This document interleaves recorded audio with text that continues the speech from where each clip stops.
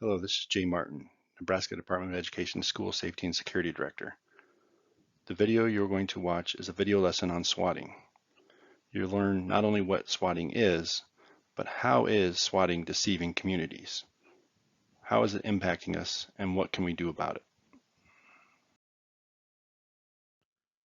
Realize some of this material in this video you might find a little unsettling, especially if you've experienced an event recently. We're going to talk about the preparedness, prevention, response, and recovery as it pertains to swatting and how it's deceiving communities.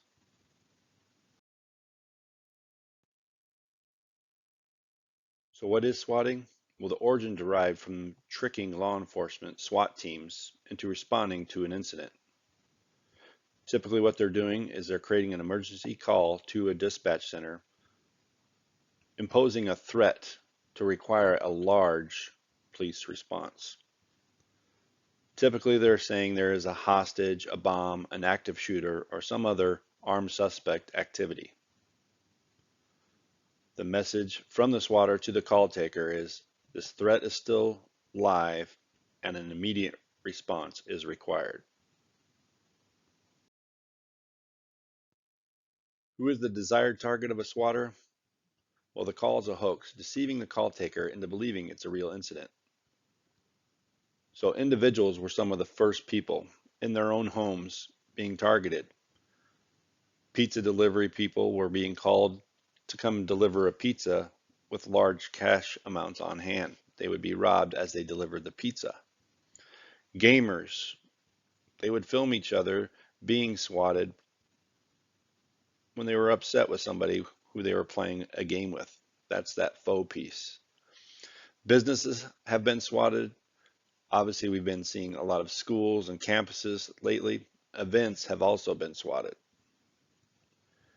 Anyone who has personal information online is susceptible to being a target.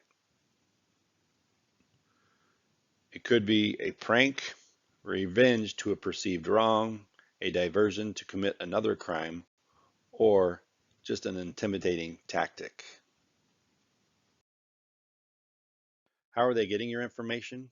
Doxing is one of those. Posting personal, private information online onto these public platforms using your location, IP address, and revealing that to everybody.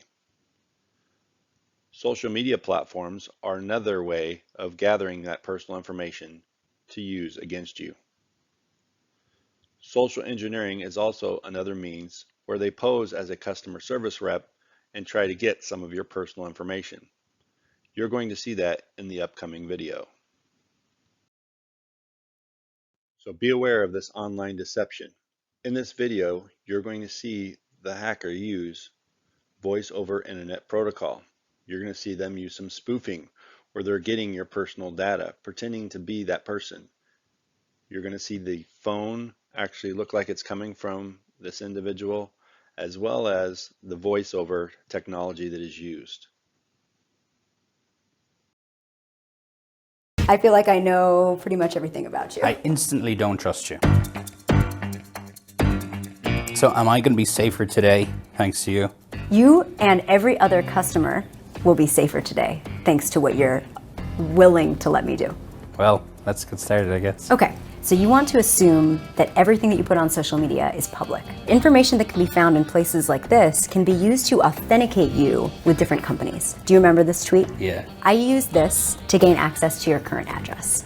What? So what I did is I called up this furniture company right here, and I basically said, hey, we're gonna buy another one of these pieces of furniture, but I need to make sure that I don't accidentally have the wrong information on the account. And they said, no, I mean, you ordered something a while ago, but the thing that you ordered we shipped to this address. And yeah, I think I got his updated address, which is pretty scary because that happened in 30 seconds. I got your current address.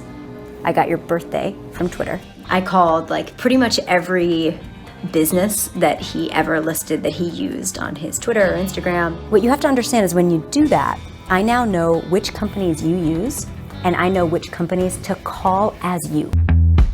So I'm gonna be doing these phone calls. I'm gonna be actually live hacking. So when I call, your phone number is going to display on their caller ID. This is Joni O'Sullivan. Who are you really? No, this is Joni O'Sullivan. I can tell you my address, phone number, date of birth, Whatever you need to know to verify that that's really me. That's wild. I am on the road right now and I'm having trouble getting access to my internet, but I need to transfer points to my friend for our bridal shower. Hopefully you can help me out over the phone. I have all the information. I have 90,000, is that correct? So the first and last name is Rachel Toback. Oh, they've been transferred? Okay, fantastic. They're gone. Thank you. Have a great day. Bye-bye. Are your points gone? They're gone. That is crazy. When you call this airline, it's going to be coming from my number. Yes. As you know, I have a flight leaving Vegas. I'll put you in the middle. I'm trying to do this like personal essay thing, so can you move me to a middle seat, kind of in the back of the plane? I know you probably don't get that request a lot. Oh, perfect. Okay, so it's a row right before the last row, and it's in the middle seat. Good evening, ladies and gentlemen. You're in the back of the plane, middle seat. I had an exit aisle. I know.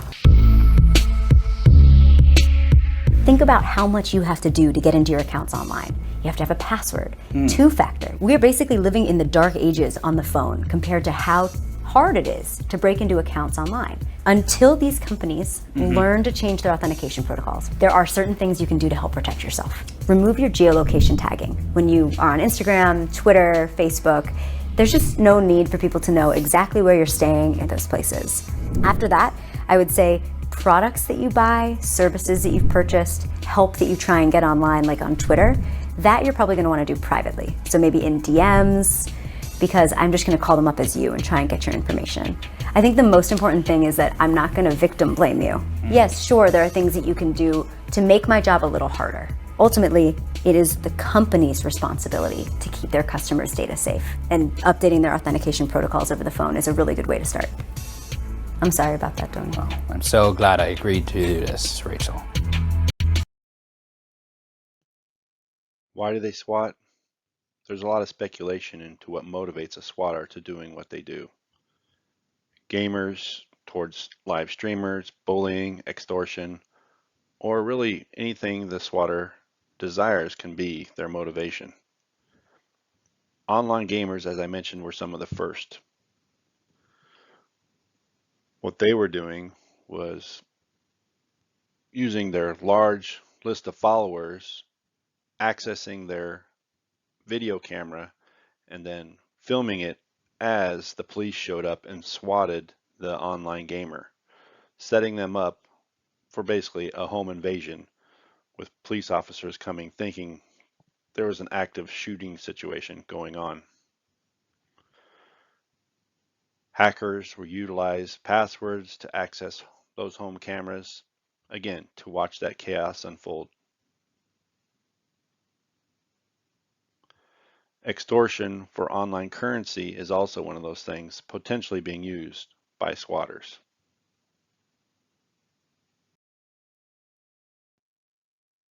Why they SWAT continued, there's political motivations, targeting people, politicians, groups with opposing points of view. Haters or extremists utilize swatting to promote their agendas or narratives. And again, early on, we saw a lot of celebrities being targeted. In this picture here, that's Ashton Kutcher being swatted in his own home, right in front of his own home. The usual ruse in a celebrity SWAT is their home is being invaded with shots being fired at the home or within the home. Where are swatters located? Some are people you may know from online interactions, and they might live in close proximity. Others might just be acquaintances you know online. You don't really know these people, but they might be on your social media platforms. Many of these folks, especially with the school swattings, are from overseas. They're using, again, the internet to access your information and pose those fear tactics into our communities. So hopefully that prepared you to understand a little bit more about the what, who, where, and why of swatting. We're going to move on to prevention. Can we get ahead of these situations? As you're going to learn in this video, it's probably not practical, but there are things that we can do. We just got to be more aware of what is going on in our communities. This kind of swatting thing would be very hard to stop. Cybersecurity experts say today's hoax is about weaponizing fear, and they warn us to expect more bogus calls because of the amount of technology in the United States. WCPO 9 News reporter Jake Ryle is digging into the issue. The 911 call of an alleged school shooter disturbing. The suspect came to one classroom next to our classroom. He opened fire on the students. 10 students got injured next to our classroom. But all of this, yes, white males armed with AR-15 rifles, wearing red shirts, body armor vest, and blue pants, was fake. You would be shocked at the things they are capable of doing, not only just from a technological standpoint, but they are just despicable scum. Cybersecurity expert Dave Hatter. Sadly, all of this technology that brings a whole lot of great convenience and benefit to society can be used by bad people to do these kind of things. Experts say hackers who know what they're doing can make it look real easy. Picking up the phone and dialing 911, using spoofing technology to create a fake phone number. Then hacking into the network to make it look like the phone call is coming from directly inside the school. On top of that, hackers can disguise their voice like this using deepfake technology. All of this, and the hacker could be halfway across the world. With smartphones and TVs, tablets, and other technology, you know, the more IoT smart devices you plug in, the more potential openings there are in the network and the armor. Do they have some kind of antivirus on them? Have they been locked down so that they're harder to hack? Are they getting updates? You know, if you're not installing updates on those devices, you're eventually just waving a flag saying, hey, come hack me. Hatter says it's easier than ever for hackers to get where they shouldn't. And this type of situation is hard to stop. I could make it look like it came from somewhere local. You know, I could do all of those things very easily. And what's the police department going to do? Well, wait a minute, I better figure out if this thing is a swatting attempt or not. Of course they're not going to do that. That's why I'm saying I think this is a really, really difficult problem to solve. One of the first lines of defense is actually the call taker. That dispatcher can have some red flags that come up that might give them a hint that this might not be an actual call. One of them is that they only receive one call into the dispatch center. No other calls are received. Typically, if it's a real event, they should be receiving and would be receiving many calls into their center. The spoofed or blocked number shows up as a voice over internet protocol call with all zeros or nines being used is one of those signs. Caller's voice tone or background noises is not consistent with what the caller is claiming. Clicking on the mouse can be heard, and to the follow-up questions about a building or the other particulars of the event, they just don't match up. Caller is searching for answers or is unable to answer certain questions from the dispatcher. Being very meticulous as a dispatcher in the questions that you ask the call taker or this swatter that makes the call. Mispronouncing names, places, changing their storyline. They often use specific gun names, and then they use gunshots that sound more like from a gaming system than actual gunshots. Other things that have been found out, again, typically after the fact, is other anonymous reporting services like Safe to Help Nebraska or Safe to Say. Other call services or anonymous reporting lines didn't receive any calls either. So these are some other red flags. None of these would really stop law enforcement from wanting to go investigate. It might be a softer search where you might send or utilize your SRO that's already in the building to kind of do a quick overview, but we don't want to delay a response. Law enforcement is still going to need to respond to these events, even though a dispatcher might have some inkling that it might be a hoax.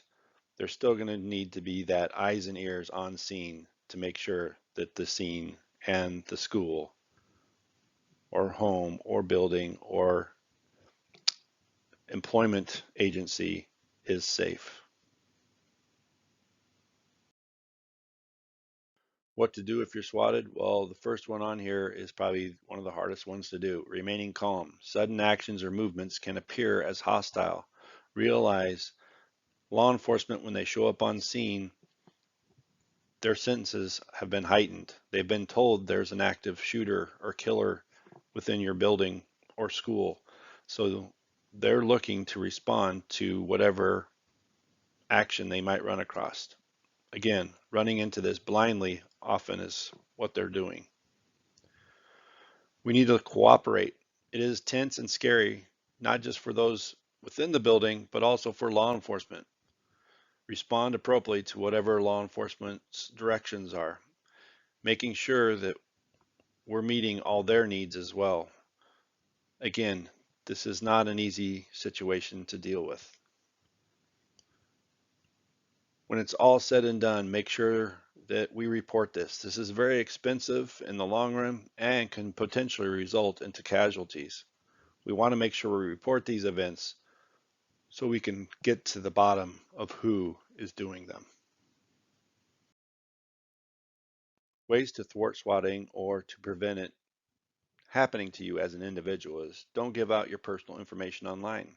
Make sure you're setting your privacy settings when you're on these platforms or on these devices. Don't use geolocate services. People don't need to know where you're at every time you go somewhere. Don't use your real name for a user's name in chat rooms, gaming systems, or other comment sections online. Utilize a VPN, a virtual private network. This creates that anonymous IP address so people can't locate you. Having a firewall, two-factor authentication, as you saw in the earlier video, and avoid oversharing. If you are swatted as a facility, you can use RAV's facility at smart911.com for corporate profiles. If it's an individual and you've been swatted, you can also use smart911.com.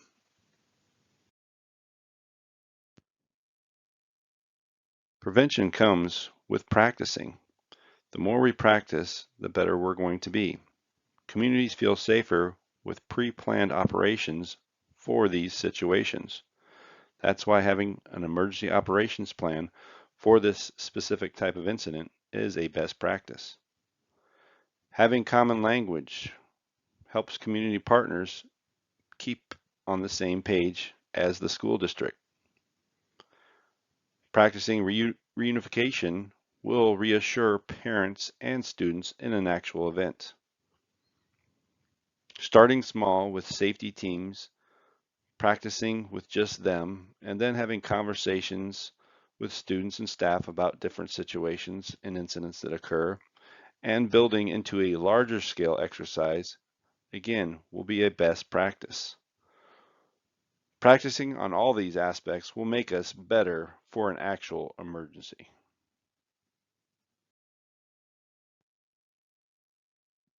For defeating swatting, you got to use grit. Why is grit important to our influences, especially our digital influencers? Well, grit is that bravery, that spirit, that determination, perseverance, and guts to avoid being influenced by these infectious online mobs. The first and foremost, you got to guard your emotions from being infected by the digital contagions that influence us. Often, people get us to react online by affecting us emotionally. That is a key component in swatting.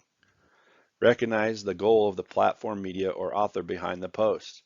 Again, being aware of these people on these platforms trying to influence us, often with opposing points of view to our own. Investigate the truth or lies, fact or fiction that's limiting the disinformation or biased infiltration that is trying to, again, influence us into some form of behavior. And lastly, really think before participating on any platform. Be mindful of what you comment and what you post whenever you're online. So we've talked about being prepared, what is prevention. Now we're going to move on to some responses and what happens during these responses. So here are a couple of examples of a swatting call. They're almost identical. They're made to 2 different schools in Colorado. What would you do as you receive, or if you were to receive this call as a dispatcher? Remember, some of you might find this call to be hard to listen to. I just want you to be prepared, but listen closely to what is said. Hello, I'm about to go in Durango High School. I have an AR-15 and 5 bombs with me. I'm gonna shoot every kid I see in that school. I'm walking in now. Sir, where are you right now? I'm in front of Durango High School. I'm walking in now, and I'm gonna shoot everybody I see. Sir, hang on just a second. Can you not go inside right now? Can you just talk to me for a second?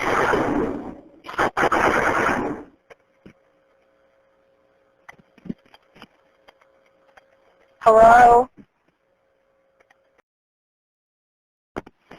Dispatch, how can I help you? Hello, I'm about to go in Canyon City High School. I have an AR-15 and 5 bombs with me, and I'm gonna shoot every kid I see in that school. I'm about to walk in now.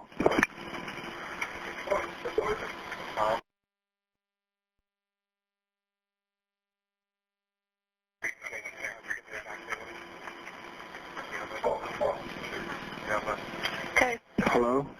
Hello? What is your name? Lawson, I'm walking in now.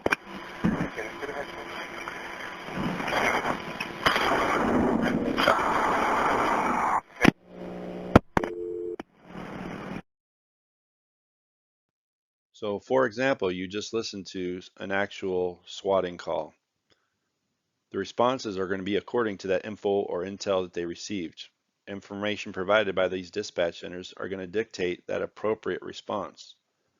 An appropriate response for law enforcement is they are going to arrive with guns drawn in an active killer situation or an armed suspect situation. All these are high priority incidents that are going to be handled as if they are real until they are proven otherwise. Utilizing all our senses is a big key, and we're going to talk a lot about that in the remaining part of this video. Law enforcement officers are going to have to get their eyes and ears on scene to account for the credibility for this call for service. They can't just take our word for it that it's not real. They're going to have to go in again and see it for themselves. We would hate for another Uvalde to happen. One of the things that happened out in Uvalde is there was a lot of calls that came across because they have, and Uvalde's located very close to the border. So they had over 50 calls for service of somebody jumping the border, which maybe created some complacency in Uvalde and them not maybe securing things as you would when you're getting so many calls in that nature. Similar to what happened in our state out in Colorado, they had several swatting calls, all a very similar call to several different schools throughout the state. When these things happen, police again have to respond to all of them according to the information given. They might respond a little differently, but again, everybody's doing it in the appropriate manner according to the information they're being provided. Texting my parents, just saying like that I love them and all that, like not knowing really what was going to happen. That student and others were reunified with their families later this morning, I should say, at an off-campus site back here out at the school in Boulder. The classes were canceled for the day today. After school activities canceled as well. No sign that anything was amiss here besides that phone call. But this was just one of several calls that were sent to school districts across the state that has federal authorities investigating right now. My colleague Steve Sager has more on that. Steve? Yeah, Cole, we're no strangers to the worst case scenario here in Colorado. And when it comes to these situations, law enforcement have to respond just like that. Schools across southern Colorado dealt with this just 6 months ago, and a resource-heavy response that schools across the state felt again today. There was a male voice, and that they said they were outside of the school, and that they had a bomb and a AR-15. That was enough to kick every police officer in Brighton into gear to get to the high school this morning. When a call like this comes in, it's all hands on deck. All that police power for nothing. We can't assume that, that this is just another one of those fake calls. We have to respond the way we do. They have to do it. Just like these officers did 6 months ago in a similar response in southwest Colorado. These officers are storming Montrose High School. Ready. Montrose Sheriff's Office! After a string of suspicious calls to emergency dispatch centers across Colorado on September 19th, 2022. 9 News obtained 2 of them. Who am I speaking with? I'm a student here at Yale High School. You're the active shooter. One just north of Montrose in Delta. Do you know where the shooting is coming from? In the classroom, one student armed with AK-47, wearing black shirt. Another from a similar sounding man calling about Alamosa High School. The suspect armed with rifles just came to one classroom, shot at 10 students. Bogus calls. Okay, we've got people headed that way. That led to real responses.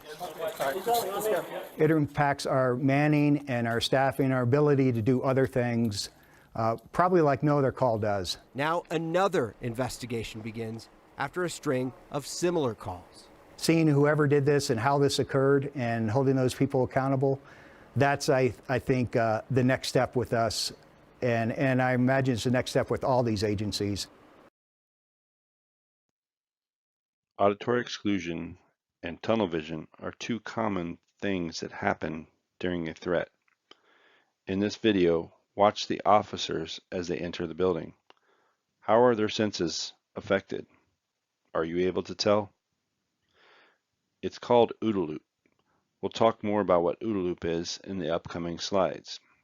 Basically, how our senses are impacted during a threatening event, especially when it's an unknown stimuli.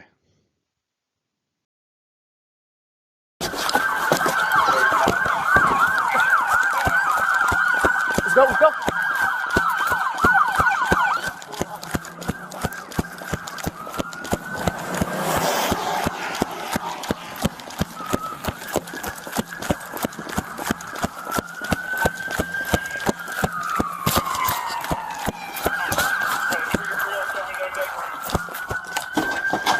Get the door! Get the door!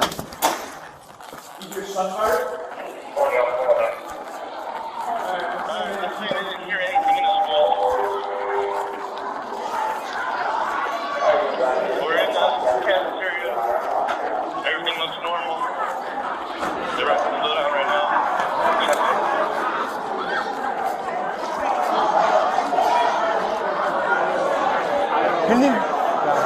We have an active shooter call here.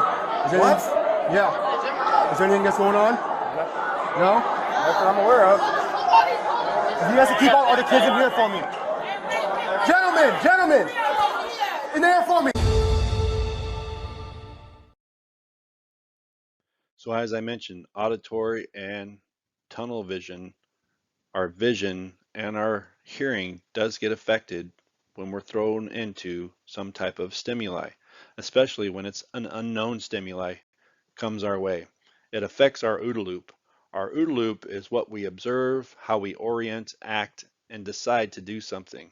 It affects our ability to react, especially when, again, it's an unknown stimuli, such as police showing up at a school's doorstep when there's an unknown event occurring. It's a 4-step approach. First, you start to filter the available information. Then you try to put it into context. You quickly make the most of the appropriate decision to what information you're able to decipher, again, utilizing all your senses, while also understanding that changes can be made as the data becomes more available. Often what happens in these situations is we go through a phase of where there's denial and emotional filter that affect our reaction time. We deny or want to believe or wish this wasn't happening. We deny it's happening and we wish it wasn't happening.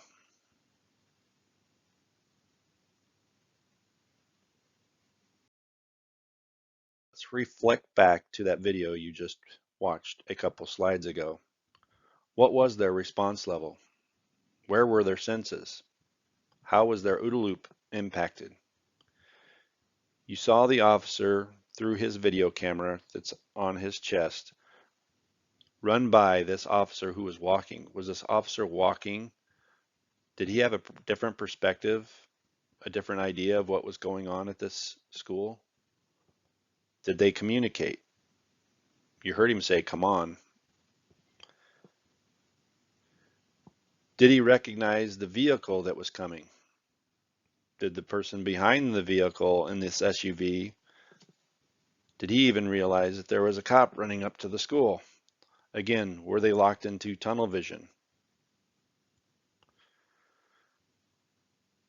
When the officer approached the door, he wasn't able to get in. One of those things that you need to talk to your first responders, your law enforcement, do they have access to your building even when it's locked? In my school shooting that I was involved in back in 2019, that's one of the things that came out in the debrief. I had a badge that got me into every school, even when they were locked. However, it did not get me into our STEM academy. It was a private academy. My badge that I had got me into all the public schools.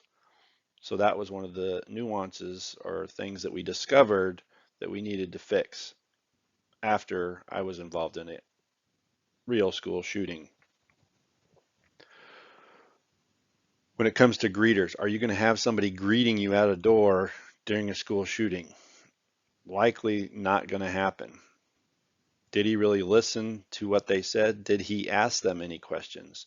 Or again, was this officer locked in tunnel vision or listening for what we hear in the next one where he ran towards where all the noise was? The noise was actually coming from the lunchroom. When he approached the SRO or the officer that was already in the building, he asked the officer if he even heard that there was a shooting at his school. The officer didn't even know, and as you can see here, he actually ends up turning his radio up or maybe on at the time.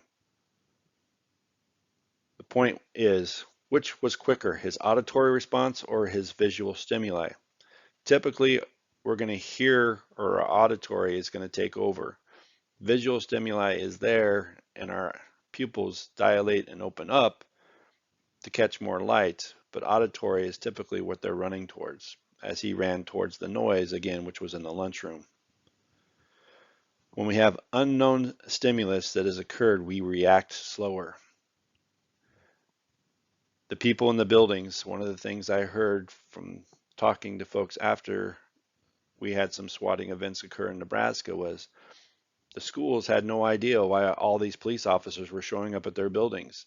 So they had a slower reaction time. Their OODA loop was impacted by this unknown event.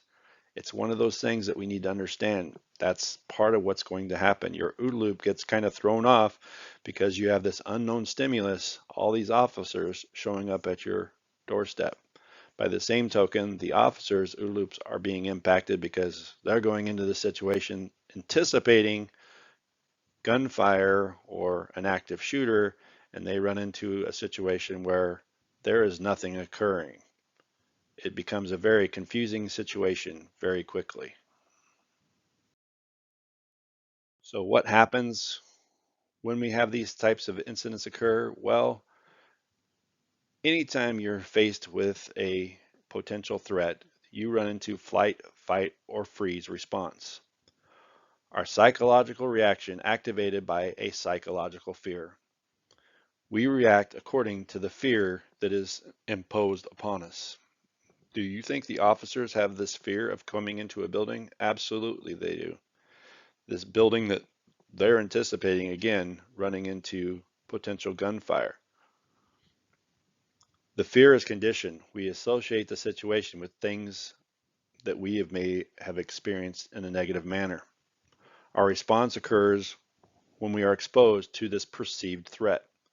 We are all responding differently too, because again, when it comes to swatting, there is no real threat within the building. So people get very confused, but then there's this fear response because again, you have all these officers showing up at your building. Our bodies are going to automatically react in a flight, fight, or freeze response. An overactive response occurs in people who have experienced trauma or anxiety. Some of us experience this trauma or anxiety differently. Ways to try to cope with some of this stuff is trying some relaxation techniques, physical activity, getting social support, or even professional help. I can't say this enough. Even though it's a swatting call and nothing has happened at these events as far as somebody being injured or hurt, there are people that are still traumatized. There are people that are still dealing with anxiety, frustration, anger, parents, students, staff. We got to take all that into consideration and understand where you're at in this realm. What works for you to try to de-escalate some of the things that you may have experienced? And is it a situation where you might need some professional help?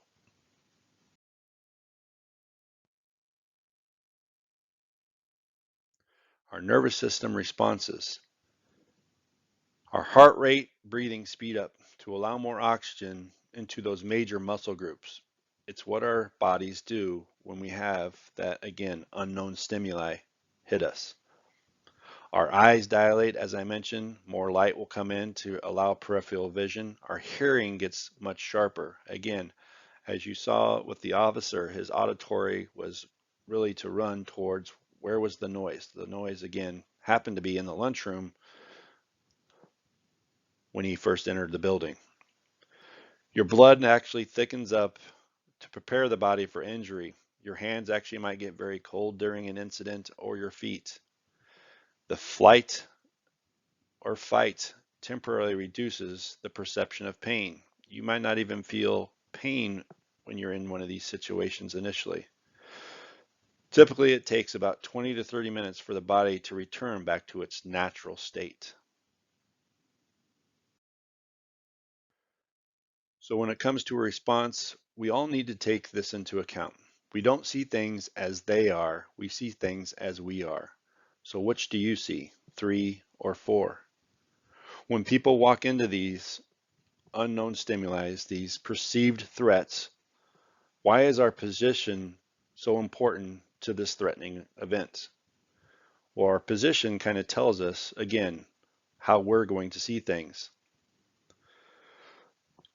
Our perception comes from our senses. Again, why our senses are so important. What did we see? What are we hearing? What do we feel? That develops our perspective. Our attitude about something is all based off our senses. But all of it initially starts, again, back to our position. Our position is, if we take advantage of all the different sides of a position, we're going to get a better perception and a better perspective, a better truth. My point with all this, in these incidents, we all need to be very cognizant of everybody else's position. What is their perception? What is their perspective? How are they feeling? How are their emotions? Well, I can tell you it's all based off their position. That's going to derive their perceptions and lead to their perspective or their attitude about the situation. We need to be very more empathetic to what somebody's position is, their perception, and their perspective. As I mentioned, the depth of the problem takes empathy. We got to understand everybody has different backgrounds, different levels of anxiety, frustration, anger, sadness, parents dealing with the fact that their children might be getting hurt, all those thought processes that go through, is my child safe? We got kids, staff, staff members that are parents, teachers, administrators. You as administrators need to take time out for yourself too to understand what you're feeling and how it's going to impact you as well. All of us need to be very empathetic in these swatting incidents and understand the real problem here is the person that made or persons that made the call in that created this incident.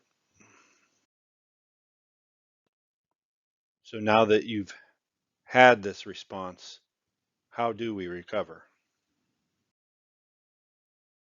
One of the first things you can do after an event is conduct an after-action review. First off, ask yourself what happened. Discuss the incident in as much detail that is available. Again, sticking to the facts, not speculation or what may have been said or heard, but really what are the facts? What was our response? How did we respond to the details of the event as it was given to us? And then coming to the conclusion of what you would do differently to improve it next time. What are the lessons learned? What will it take to get better if this happens again? If you haven't had a swatting call, what you can do is tabletops. We have these exercises through NDE that we conduct. You can conduct them yourself within your schools and talking about and going through different scenarios and exercises on what you would do if this situation happened to you.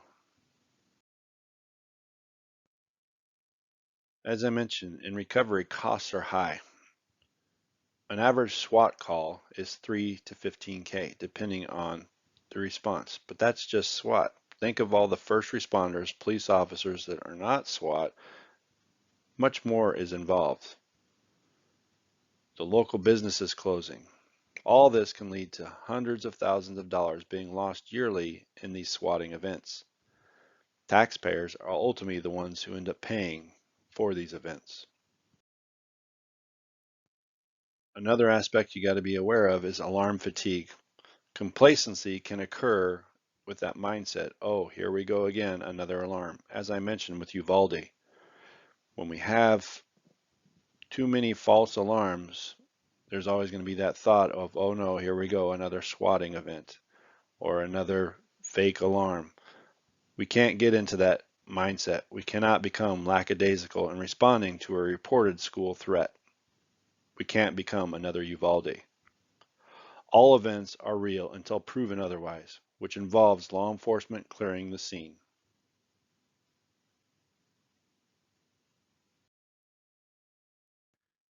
In this video, you're going to see how do we feel after an incident or an event. As you watch this, were these officers appropriate in their actions? Some people will say no, some people say yes. Why were their hands still put up when they were already cleared? One of the things you got to be aware of, again, officers are still on a heightened alert. They're looking for hands. They're looking to make sure that there's nobody carrying a weapon of any kind. That's often why your hands are up, just to make sure that officers can see your hands. In a lot of these events, you're transferred from one officer down the hallway to another officer. Another thought process is, again, to maybe have them hold hands as opposed to having their hands up. Whatever the protocols are, again, follow the instructions given by the law enforcement officers.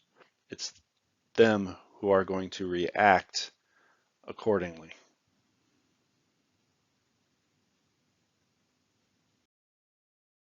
Now to that new video from Heights High School. A student recorded officers dramatically clearing a classroom following what turned out to be a hoax. Many say it's a rather unfortunate necessity in these types of situations. Jason Miles spoke with a retired FBI special agent to get his take on how things were handled. Jason. Hey there, guys. He says it may have been traumatic for some of these students and others, but it's a byproduct of this type of threat, especially in the wake of Uvalde. In a video shared with us by a student, Can I see identification?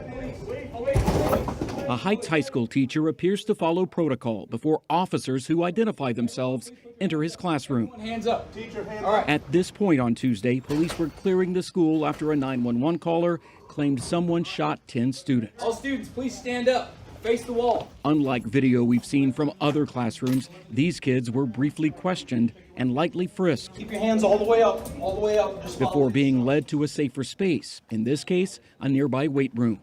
Based on the video I observed, I think it was handled appropriately. Retired FBI Special Agent Dennis Franks now owns a security consulting firm.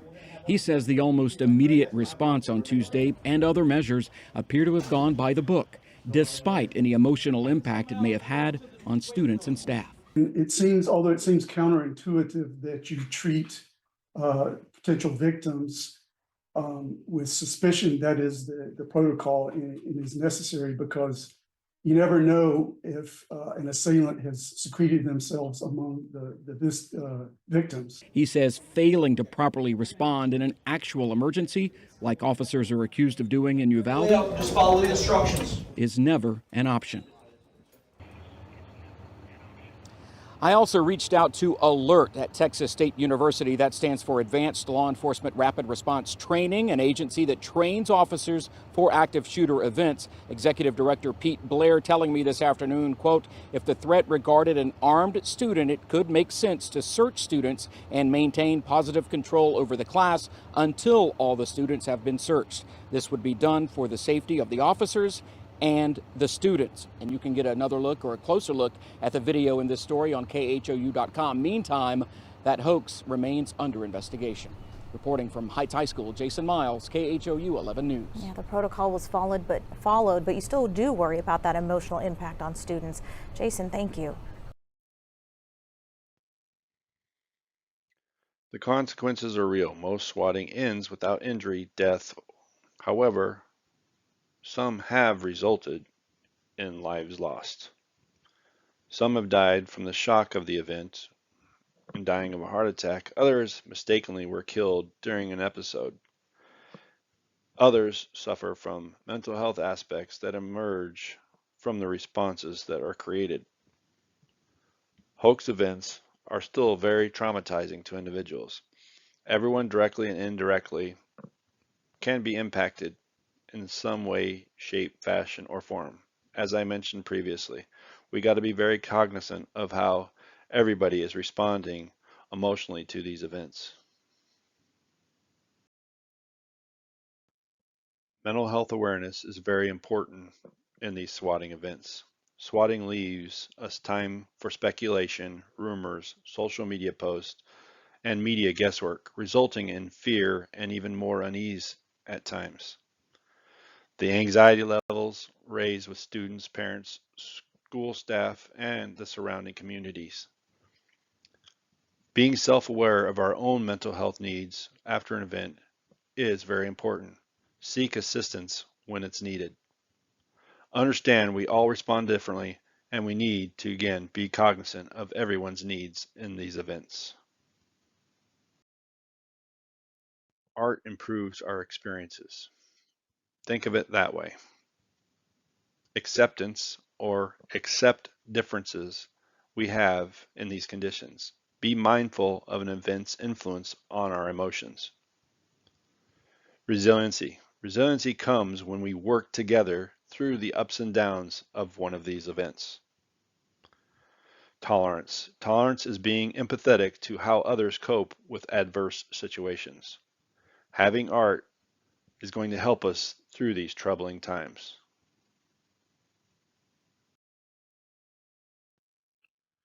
Administration tips during these situations? Well, first and foremost, it comes down to that communication. The goal of communication is being right, not first. Communicate with families about the lockdown policies that you have and the procedures you have within your building. What will correspondence look like during an emergency? Do this during non-crisis timeframes so when the crisis is happening, you're prepared. Communicate as clear and specifically as possible during lockdowns with mass text systems. or whatever your, again, policies or procedures are. Afterwards, provide teachers and staff debrief time on what went well and the needs for improvement. Correct your emergency operation plans and make corrections as needed with these plans. Able educators can debrief with students. Realize some of your educators might be so traumatized they're not able to debrief. They're not able to be a part of the reunification or other exercises that might come after an incident like this. Ask how they feel. Discuss feelings in a safe environment. Discuss what it means to feel safe. Conduct calming exercises, breathing, asking them what they see, hear, smell, and feel. Get their mind onto other things. Students with disabilities are English language learners, and those who experience trauma may need specific or special attention to the process of getting help. Make sure that we're meeting the needs of all of the staff, students, and people within your building. Again, communication is key, but again, it's about being right, not always being first. Unfortunately, with social media today, things are thrown out there far too quickly and they're not always the right information.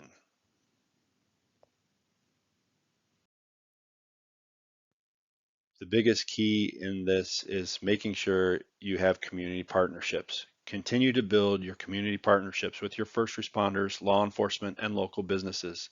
When these incidents occur, the more communication you have before they happen, the better off you're going to be. Work on the best practices with these partners and your emergency operation plans in all these types of situations, not just the active shooter. Think beyond that active killer scenario. Think of the natural disasters, school fights, suicides, drug issues, or other threats, hazards, or incidents that might occur within your facility or building or school. Preparedness, prevention, response, and recovery are the pillars to safe and secure schools.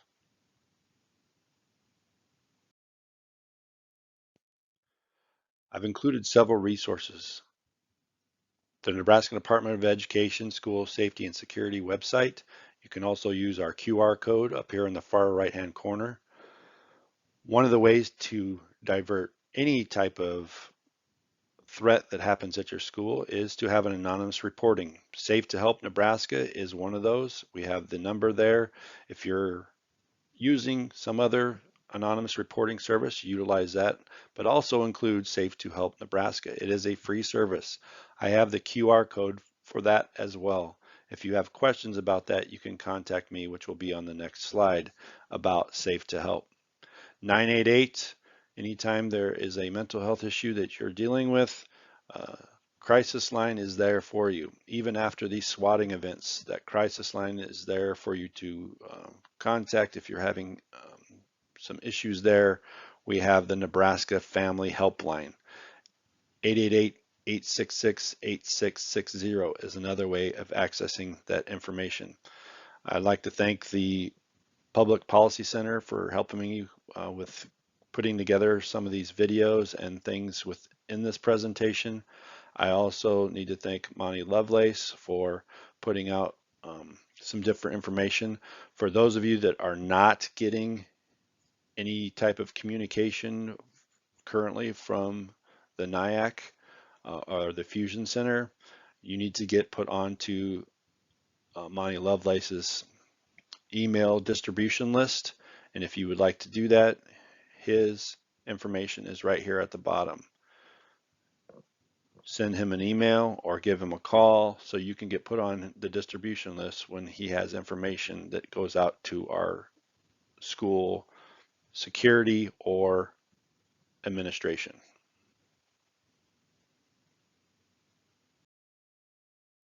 Thanks for watching the Nebraska Department of Education swatting video. If you have any more questions about this, you can contact me directly, or if you have other questions about school safety and security in general, you can also contact me as well. Thanks again.